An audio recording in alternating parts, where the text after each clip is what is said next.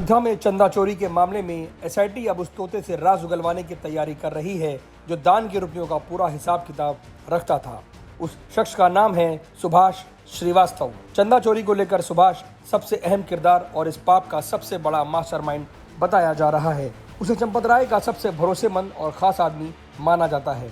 उसे चंपत राय ने दान के रुपयों को लेकर काउंटिंग प्रभारी बना रखा था, यानी श्री राम मंदिर में चढ़ावे के नाम पर जो भी रुपया आता था उसका पूरा लेखा जोखा सुभाष श्रीवास्तव के पास ही रहता था। राम मंदिर में रामधन की लूट और गबन मामले में सुभाष को लेकर बड़ा सवाल उठ रहा है। सुभाष को चढ़ावा काउंटिंग व्यवस्था का अहम किरदार बनाया गया था। फिलहाल वो अयोध्या जेल में बंद है। चंदा चोरी की घटना का खुलासा करने वाले सूत्रों के मुताबिक सुभाष को चंपत राय ने ही प्रभारी बनाया था। सवाल यह है कि इतने अहम किरदार से अब तक गहराई से पूछताछ क्यों नहीं हुई।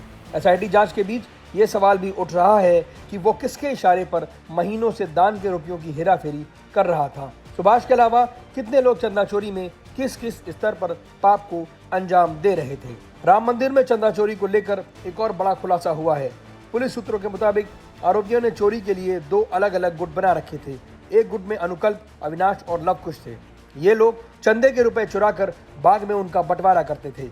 अयोध्या में परिक्रमा मार्ग पर बने बाग में बैठकर ये लोग चंदा चोरी के रुपयों का बंटवारा करते थे। वहीं दूसरा गुट चंदे की रकम को चुराकर अपने पास रख लेता था, यानी दूसरा गुट कोई बंटवारा नहीं करता था। जिसके हाथ में जितनी रकम आ गई वो उसे लेकर चंपत हो जाता था। अब तक की जांच में संगठित तरीके से चोरी के संकेत, दोनों गुटों की संदिग्ध भूमिका और रकम के बंटवारे से जुड़े सबूत और सुराग मिले हैं। चढ़ावा चोरी मामले की जांच में अयोध्या गई एसआईटी शुक्रवार देर रात लखनऊ वापस लौट आई। 2 दिनों तक छानबीन के दौरान जांच टीम ने मंदिर प्रशासन, श्री राम तीर्थ ट्रस्ट के पदाधिकारियों और चंदे की गिनती में लगे कर्मचारियों से पूछताछ की। इसके अलावा ट्रस्ट के ऑडिट संबंधी दस्तावेज कब्जे में लेकर सीए से भी लंबी पूछताछ की। शुरुआती जांच में ट्रस्ट द्वारा कराए गए ऑडिट में जांच टीम को कई खामियां मिली हैं। एसआईटी की शुरुआती जांच 20 जून को पूरी हुई थी, लेकिन जब रिपोर्ट शासन को सौंपी गई तो विस्तार से जांच के लिए आदेश मिला। दोबारा जांच के लिए पहुंची एसआईटी में लखनऊ के कमिश्नर विजय विश्वास पंत, आईजी रेंज लखनऊ किरण एस और विशेष सचिव वित्त नील रतन दोबारा अयोध्या पहुंचे थे। जांच अधिकारियों ने चंपत राय, अनिल मिश्रा और गोपाल राव समेत करीब 40 लोगों से 2 दिनों में पूछताछ की। एसआईटी अब यह पता लगा रही है कि ट्रस्ट के गठन से लेकर अब तक जो भी वित्तीय लेन देन और खर्च हुए हैं उसमें कहां और कितनी गड़बड़ियां हैं। तमाम लोगों के बयान लेने के साथ साथ जांच टीम दस्तावेज कब्जे में लेकर आगे की तफ्तीश के लिए लखनऊ पहुंच चुकी है। सूत्रों के हवाले से खबर है कि एसआईटी 3-4 दिन बाद फिर अयोध्या आ सकती है। राम मंदिर में दान के पैसों की चोरी के मामले में जांच कर रही एसआईटी के सामने कुछ चौंकाने वाले तथ्य सामने आए। सूत्रों के मुताबिक दान में दिए गए कई गहनों को गलाकर उनका मूल स्वरूप बदल दिया गया है। उसके बाद उनमें हेराफेरी की गई, क्योंकि तमाम राम भक्तों ने सोने चांदी के जेवर, ईंट और बर्तन देने की बात कही थी। साथ ही ये भी आरोप लगाया था कि ट्रस्ट की ओर से कोई रसीद नहीं दी गई। फिलहाल एसआईटी जांच पूरी होने पर ही चंदा चोरी से जुड़ी बड़ी गड़बड़ियों का पूरा सच सामने आ सकेगा।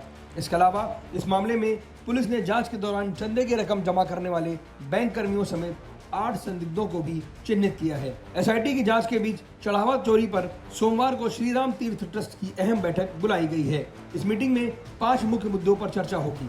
बैठक की सूचना के मुताबिक अयोध्या में श्री राम जन्मभूमि तीर्थ क्षेत्र ट्रस्ट की बैठक सोमवार को मणिराम दास छावनी में होगी। इसमें महासचिव चंपत राय और ट्रस्टी अनिल मिश्रा के इस्तीफों पर फैसला लिया जा सकता है।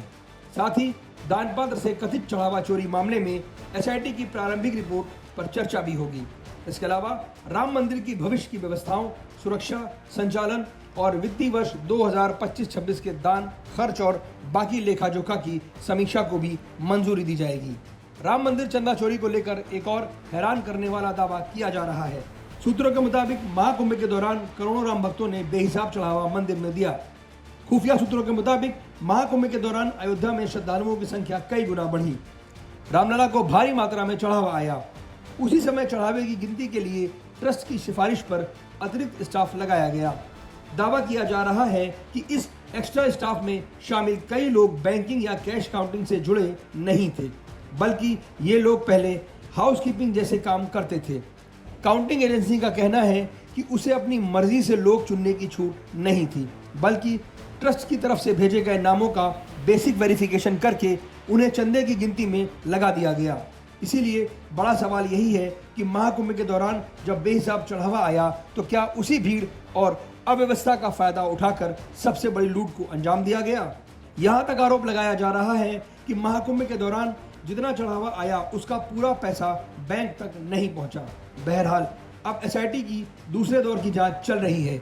कई गड़बड़ी पकड़ने और संदिग्धों से बातचीत के बाद जांच टीम अगले दौर में कुछ नए खुलासे कर सकती है। सबकी निगाहें अब सोमवार को ट्रस्ट की बड़ी बैठक पर टिकी है। मुमकिन है कि इस मामले में श्री राम तीर्थ ट्रस्ट अब सबसे बड़ा और कड़ा फैसला लेकर चंपत राय को बाहर का रास्ता दिखा सकता है।